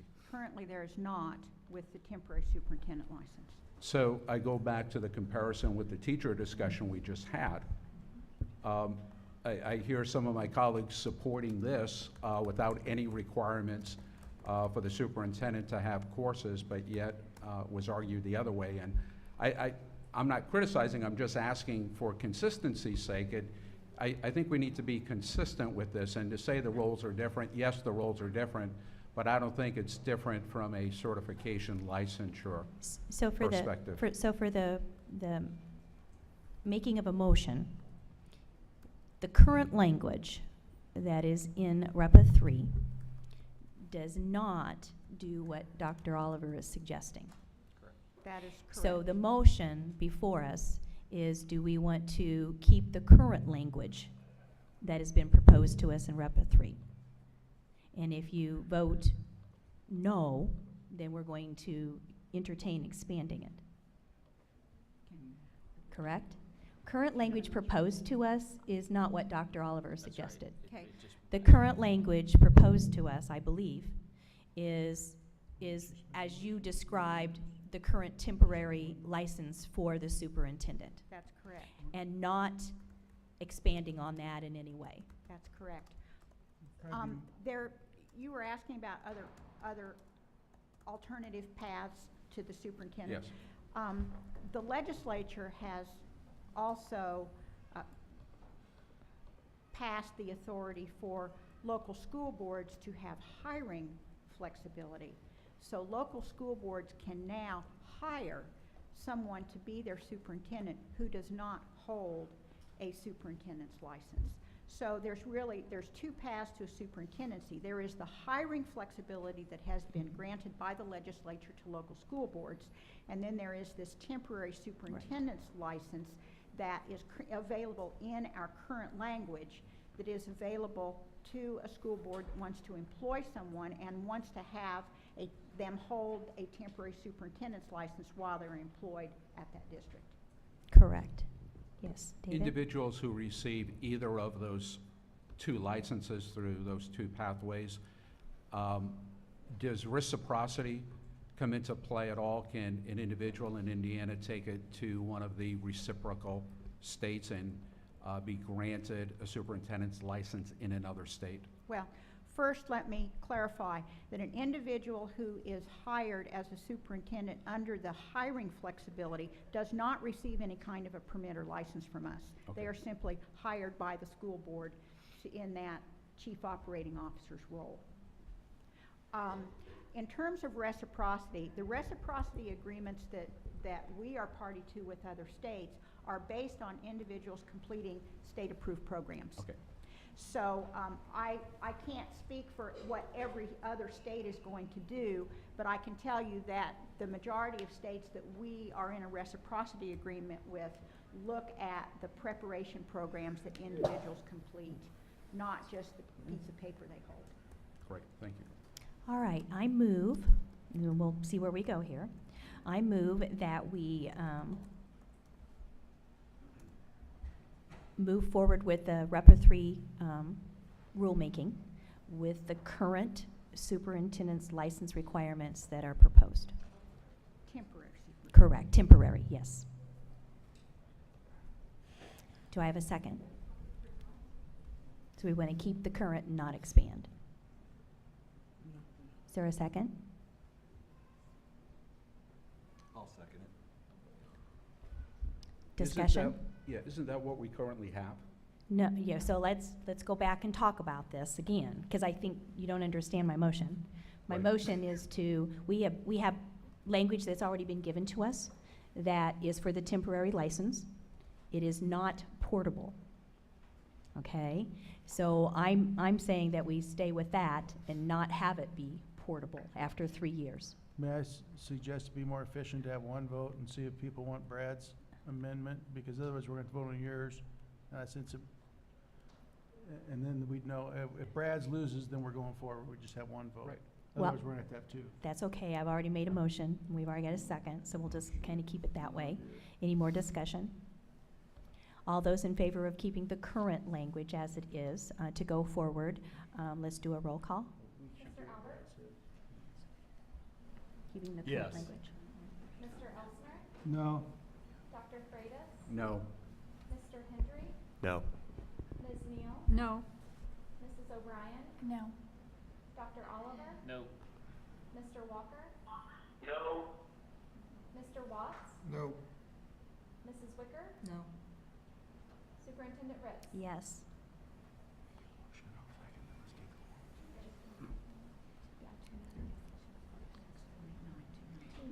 So with that vote, we're saying to go ahead and proceed with Dr. Oliver's, Can I make a formal motion on it? yes? Let me move on that so that gives you a little more direction. I would move that the proposed language in its final state basically indicate that a superintendent with a temporary license who has 3 successful years of experience and passes the state examination for the district administrative license be eligible for an actual superintendent's license. Second it. Any more discussion? May we ask a You clarifying may. question? I think it will be helpful for the vote. Do you want to define successful?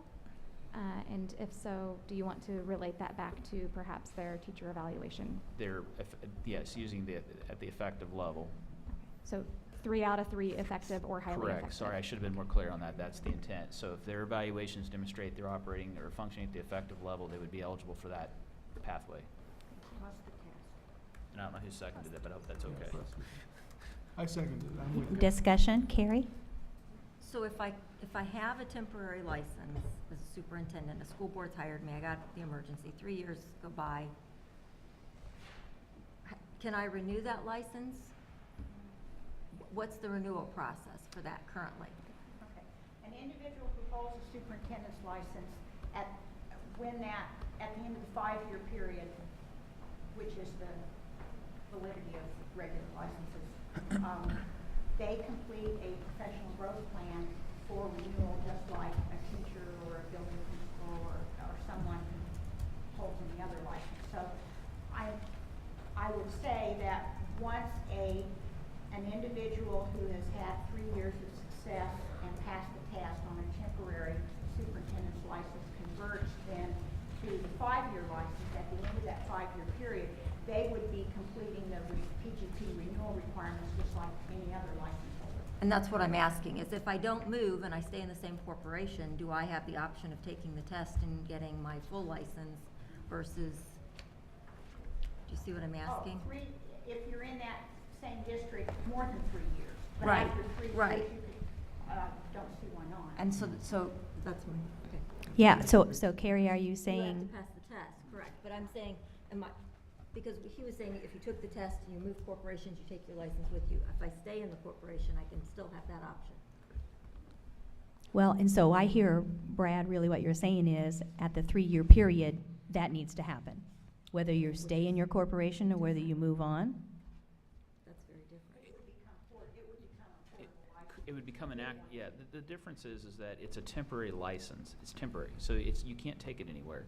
So all I'm simply saying is that it would expand upon the current language to simply make it clear that if you've been effective for 3 years, you would become eligible to take the state examination for an actual issued superintendent's license, which at that point you basically become equivalent in the credential as any other sitting superintendent, which means you can bid on jobs, you can move, you would have and they would come under the same renewal requirements as any other sitting superintendent. So it's a conversion at the end of 3 years would be the way that But I would is it a explain required conversion? It's not required. You could stay on with the amendment that's on the table. If I don't want to do that as an individual, I don't have to do that. If I want to go and stay there as a temporary superintendent, I can do that. But I think you will find a number of temporary superintendents who would find that after 3 years, if they had that option, they would probably exercise it, because just from career advancement, there are probably going to be opportunities for them to expand and move around the state. Does that make sense? Troy? I just have one comment relating to emergency permits and temporary permits. By statute, I really do believe that those under emergency permits as teachers are considered not to be highly qualified.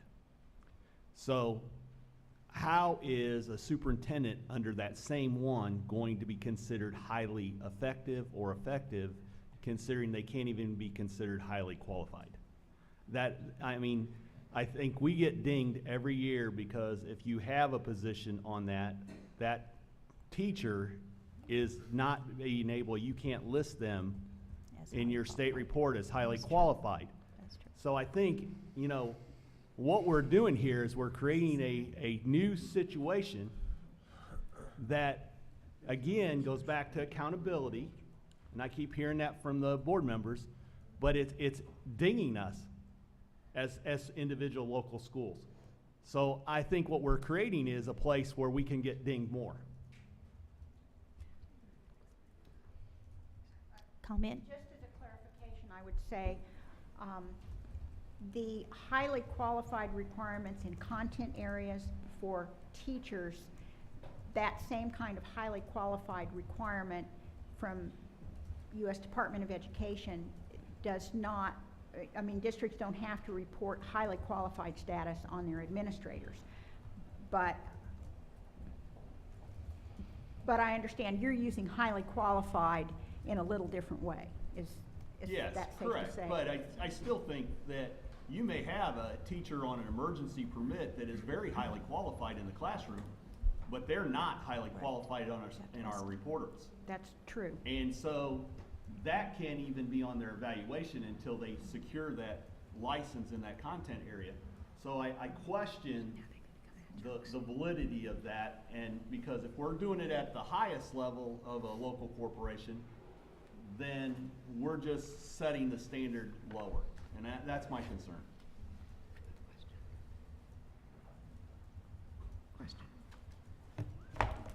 Question?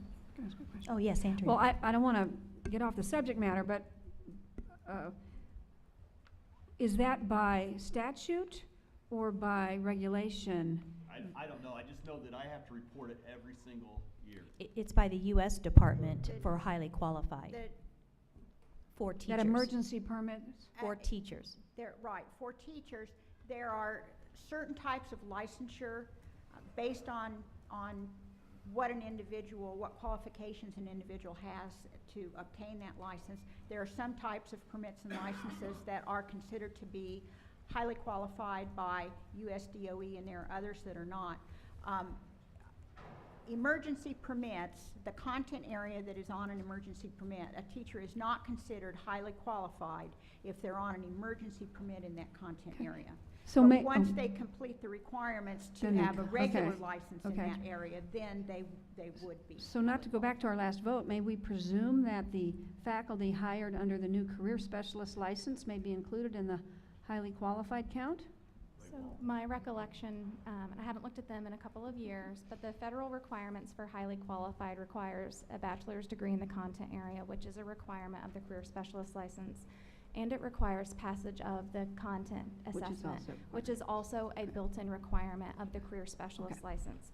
So in those terms, it does meet the federal definition of highly qualified, but we are calling it a permit rather than a license, and we'd probably have to do a little more analysis about how that factors in.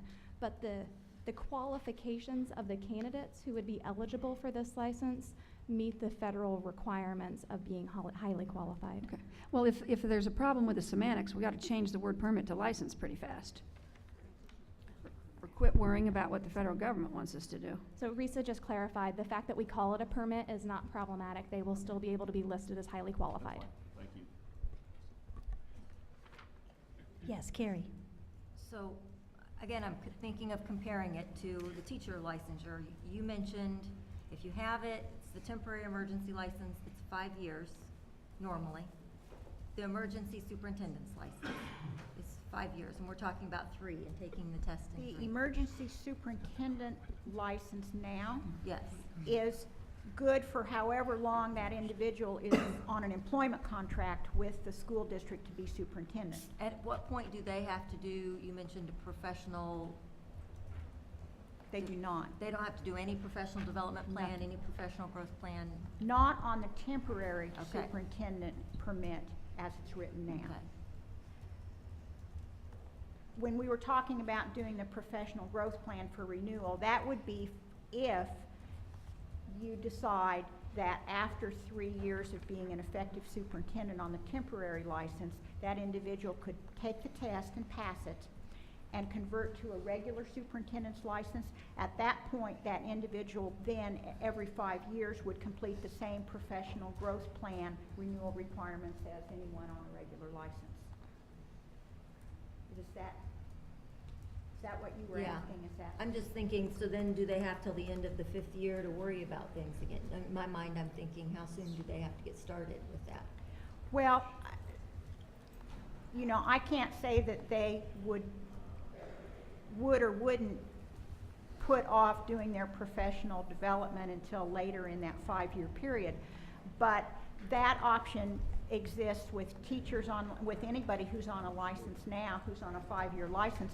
I would say most educators that are employed are engaging in some professional development during the year in the course of working in their school, and that would be true also for someone holding an administrative license. I'm just, we required the teacher licensure to have immediate pedagogy. Should there be some, For the career specialist. Right, for the career specialist. There was the request of immediate pedagogy. I'm just, you could, in theory, have your superintendent's license almost up to 8 years before you would have your. I'm just in my mind still comparing the two. And if what we expect from one, are we expecting from the other? Are we being consistent in our expectations for different groups? They're different. Well, Carrie, I guess somebody coming in on a temporary superintendent's license doesn't have to have anything to do with education. They don't have to be a teacher. They don't have to have any education qualifications, to be perfectly honest. So there's no comparison as far as I'm concerned, because the temporary superintendent license as it currently stands, you don't need anything. Master's degree. Yeah, I mean, Yeah. in anything you want. We have a motion and a second. May I call a question? So can you read back, because he had several things that he put into his motion, if you have it. Okay, and correct me if I say this wrong, Dr. Oliver. Dr. Oliver's motion was to approve a modification in the current temporary superintendent license language that would allow an individual who has held the temporary superintendent license for 3 years and been rated effective 3 years to be able to take the superintendent's licensure exam, and if they pass it, convert to a regular 5-year superintendent license That is correct. that belongs to them and is portable. So was so sorry if I didn't hear it. The test was in there, right? That's correct. Yes, Okay. the test is All in right. there. And I seconded it. So we have a motion and a second. So roll call, please. Mr. Albert? No. Mr. Elsner? Yes. Dr. Freitas? Yes. Mr. Henry? Yes. Ms. Neal? Yes. Mrs. O'Brien? Yes. Dr. Oliver? Yes. Mr. Walker? Yes. Mr. Watts? Yes. Mrs. Wicker? No. Superintendent Ritz? No. Could I move that we take a 5 to 10 minute break, please? So it's Second. 8 to 3. And so, I yes. second the human comfort rate. Yes, I was going to go ahead and take a short recess. Humane thing Thank to you. do. And the next 3 items, I think, will be fairly quick. So let's just take a 10-minute recess, please. Thank you.